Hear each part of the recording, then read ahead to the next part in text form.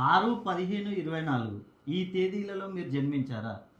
ఈ తేదీలలో జన్మించిన వారు 1/10/1928 అదేవిధంగా 3/12/2130 ఈ తేదీల్లో జన్మించిన వారిని వివాహం చేసుకోకూడదు. అలా చేసుకున్నట్లయితే మీకు అన్ని సమస్యలే.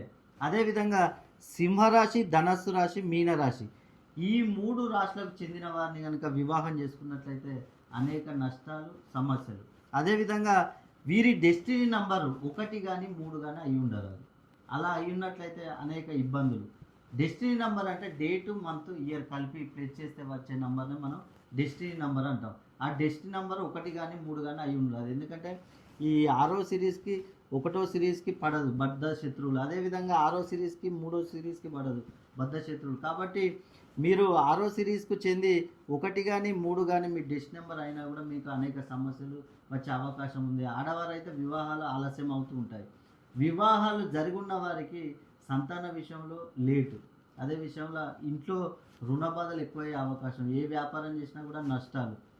విద్యార్థులైతే చదువులో వెనుకబడిపోవడం.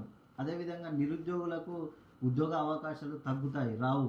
అదేవిధంగా ఉద్యోగంలో ఉన్నవారికి కూడా ప్రమోషన్లు వచ్చే అవకాశాలు తక్కువగా ఉంటాయి. కాబట్టి ఈ మీరు 6వ సిరీస్‌లో గనుక జన్మించినట్లయితే మీకు అనేక సమస్యలు వస్తూ ఉంటాయి. కాబట్టి ఒక్కసారి మీరు 6వ సిరీస్‌లో జన్మించి మీకేమైనా సమస్యలు ఉన్నట్లయితే ఒక్కసారి మీ యొక్క డేట్ ఆఫ్ బర్త్‌లు అదేవిధంగా మీ యొక్క వివాహపు తేదీని గనుక నాకు పంపించినట్లయితే మీ జన్మ కుండలి మొత్తం పరిశీలించి మీకున్న సమస్యలు మొత్తం తొలగిస్తాను.